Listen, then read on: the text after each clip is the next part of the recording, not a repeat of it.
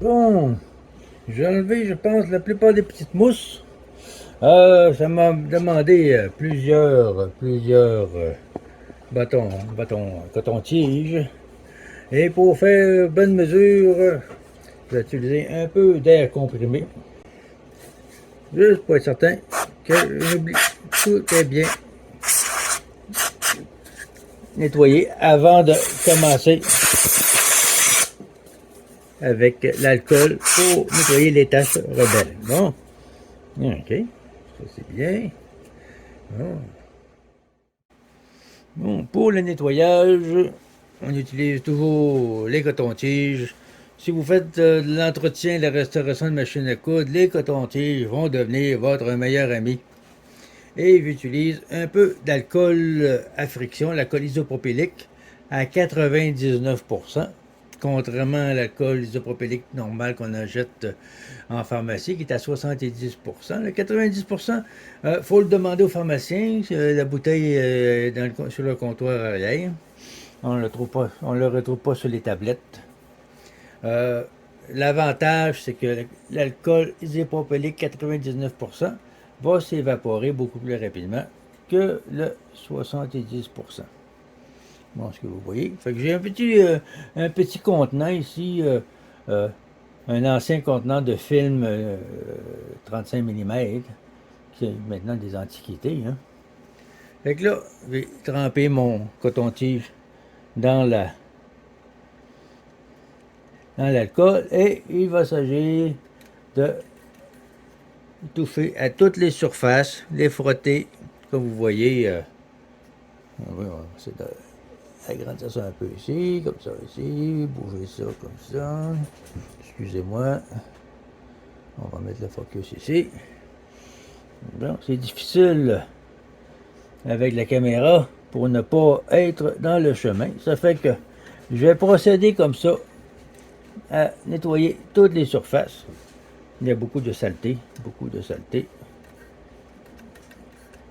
Et puis l'avantage avec l'alcool, 99%, comme je l'ai mentionné, ça s'évapore rapidement. Puis après ça, quand tout va être propre et sec, on va être bon pour procéder à la lubrification. Mais encore, je vous assommerai pas avec les détails. C'est important, quand vous nettoyez, d'éviter que votre coton-tige avec de l'alcool touche à la peinture, malgré que ces peintures modernes là, sont moins susceptibles que les anciennes machines à coudre noire qui avaient une couve de shellac. L'alcool dissout le shellac. Ça fait que, autant que possible, essayez de ne pas mettre de l'alcool sur les surfaces peinturées. Vous risquez de les endommager. Ça fait que je vais continuer à nettoyer. Je ne vous ennuierai pas avec ça. Fait que je vais revenir un coup que c'est bien nettoyé. On va être prêt pour faire la lubrification. OK. OK. Si vous trouvez que l'éclairage semble changer continuellement, c'est parce que je ne fais pas ces vidéos toujours toute la même journée. Ça s'étire souvent sur plusieurs jours. Fait que là, ce que je vais essayer de faire, je vais essayer d'enlever, remplacer. Je ne sais pas si vous le voyez ici un instant. OK. Remplacer. On va avancer. Peut-être aller voir un petit peu mieux si j'agrandis comme ça ici. Ouais. La mèche de huilage qui est usée. D'après ce que j'ai remarqué, pour que la mèche puisse atteindre les deux sections du mécanisme, il faudrait qu'elle dépasse la longueur, la même longueur que la largeur d'un tube de tige coton, d'un Q-tips. Ça fait que je me suis dit, bon, qu'est-ce que j'ai comme feutre à la maison? Fait que je me suis dit, oui, bon, on va agrandir ça un peu comme ça. J'ai utilisé du matériel qui se vend dans le commerce pour les pattes de chaise. Fait que je dis, c'est un feutre. Alors, on va voir si on est capable de faire une pièce qui va être bon pour s'agencer à l'intérieur ici et devenir notre nouveau tampon huileur. Fait qu'il faut que je commence par enlever le vieux feutre. Là, on va trouver une pince pointue comme ça devrait faire la peine. Bon, est-ce que vous voyez toujours? Non, oui, ok. Là, ça c'est comme maintenu avec un petit ressort. Ça fait, je me dis que si je le pince comme ça et que je le tourne, peut-être que oui, peut-être que non. Si je tourne, non. Non, on a peut-être besoin d'une pince. Je sais pas si tout ça, ça s'enlève. Un instant. Ça. Pas certain. Je ne vais pas l'endommager, là. D'accord, si je le rentre comme ça et je le tourne. Bon, je ne sais pas si vous voyez, là. Non, il va essayer d'autre chose. Bon, j'ai finalement réussi à l'avoir après plusieurs minutes. Je ne sais pas si vous pouvez voir ici. Ce qui reste des petits morceaux de feutre. Un instant, comme ça ici. J'ai essayé avec des pinces à bout pointu, c'était réussi jusqu'à un certain point.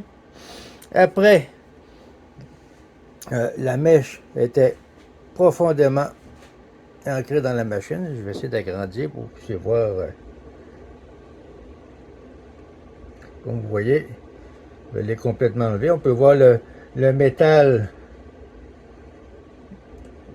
dans le fond de la pièce. Ça m'a pris plusieurs minutes. J'ai même utilisé une petite mèche à bois que j'utilisais avec mes doigts. Je ne l'ai pas mis dans une perceuse. Je faisais tourner pour, ni plus ni moins, rogner le feutre. Au fur et à mesure que j'enlevais des petits morceaux, je prenais ma pince pour les enlever. Puis rendu vers le fond de la pièce, la mèche était trop grosse. Fait que j'ai pris une petite aiguille, puis j'ai rogné, gossé avec ça, puis enlevé avec les pinces. Puis finalement, ben, j'ai réussi à toutes les sortir. Ça fait beaucoup de dégâts, mais que voulez-vous? J'espère juste que mec va installer la prochaine. La personne qui va faire l'entretien dans 70 ans d'ici n'aura pas le même problème que moi. Bon, la mèche. OK. À ce moment-là, il va falloir que je taille la pièce pour qu'elle puisse aller à l'intérieur ici. Fait que j'ai un peu de taillage à faire. Comme ça ici, un petit peu ici. Un petit peu plus pour la rendre plus pointue, plus égale. Ça sent bien pas pire, ça. Juste faire un test. Bon. Puis là, à ce moment-là, j'irai de la tourner pour l'ancrer. Ça a l'air à bien descendre. Comme ça. Puis la tourner pour que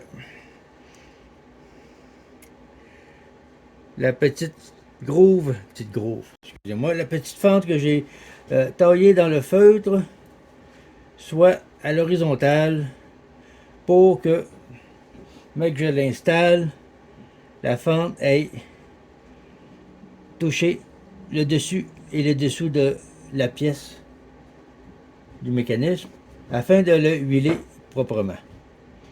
On va faire un premier test pour voir si ça fonctionne. Un instant, on va juste ramener ça ici, un peu comme ça ici pour que vous puissiez voir.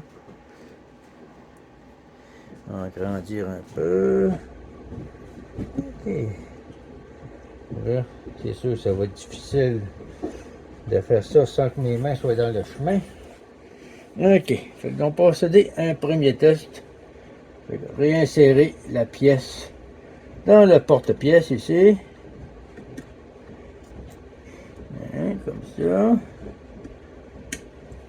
Et puis ça semble ça semble faire l'ouvrage, ça semble être bien. Ouais, comme ça. Si je tourne, bon, je pense qu'on va être en affaire. La pièce de feutre va toucher la pièce de métal. Je pense qu'on est correct. Fait qu'on va retirer la pièce. Besoin de petits tournevis ici.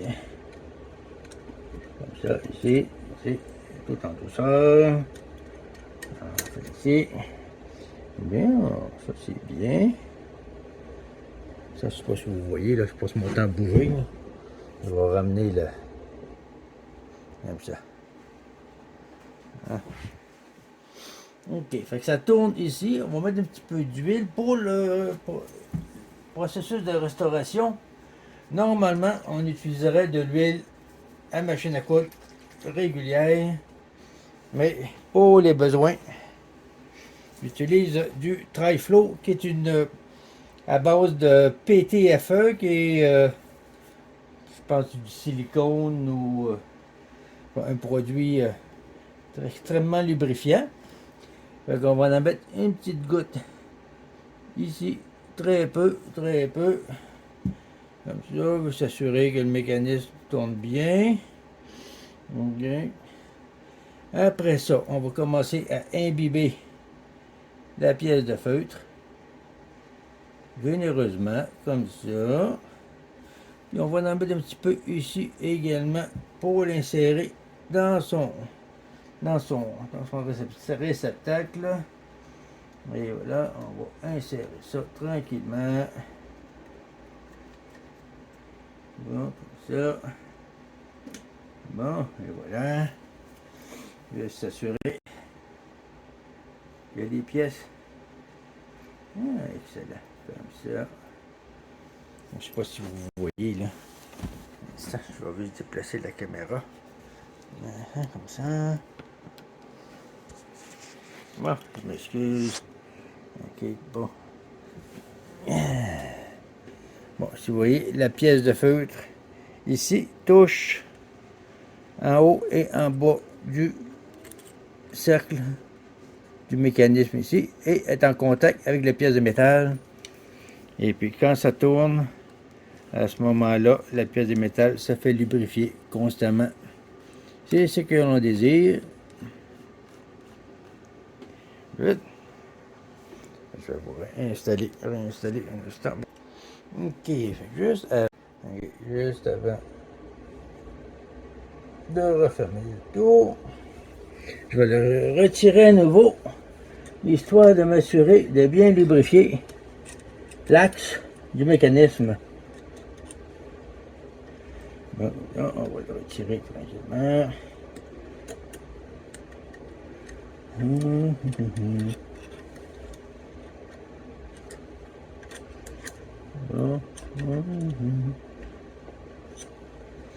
Bien, on peut l'avoir. Mettre sur le pot. Ok. Bon, je vais retirer à nouveau. On va s'assurer de mettre de bien imbiber notre petit morceau de feutre. On va le réimbiber davantage. On va laisser boire le feutre, mais je pense déjà qu'il est pas mal saturé. Vous voyez qu'il est toujours là? Ok. Et puis, on va s'assurer de lubrifier l'axe du mécanisme. Excusez-moi. Je ne sais pas si on va vous en plus près pour que vous voyez. Excusez, il nous fait brasser comme ça. Ok, ici on a un instant. Bon, alors voilà. Ça fait que c'est l'axe ici qu'il va falloir lubrifier. Toujours avec mon produit supérieur à l'huile de machine à coudre pour les projets de restauration, mais pour l'entretien normal, l'huile de la machine à coudre va être amplement suffisante. On met une petite goutte ici, dans le centre, et une petite goutte ici. Comme vous voyez, j'en mets beaucoup plus que nécessaire. Je vais actionner le mécanisme pour s'assurer que le lubrifiant puisse s'insérer entre les deux pièces de métal. C'est important, ces machines sont toutes en métal. Donc, il y a des mouvements métal sur métal. C'est important de mettre de l'huile pour lubrifier le mouvement. Bon, maintenant, là, je vais retirer. Je suis confiant que l'huile s'est insérée entre les deux pièces de métal. Et puis là, je vais prendre un coton-tige et je vais nettoyer le tout. Ici, comme ça. Même encore, il y a encore des petites saletés là, que j'ai pas réussi à enlever. Comme ça, ici. Bien, ici, dans des petits trous ici. Bien, comme ça.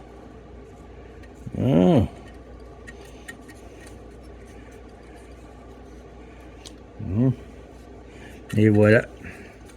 Ça fait que c'est bien lubrifié sans être dégoulinant de lubrifiant qui va immanquablement attirer la poussière. On va prendre ça un petit peu comme ça ici. Là, on va réinsérer la pièce du porte du lève-bobine et on va s'assurer que ça s'insère. Le feutre ici, excellent, comme ça, vous voyez, comme vous voyez là, il couvre toute la partie et il ne bouge pas lors du mouvement du mécanisme.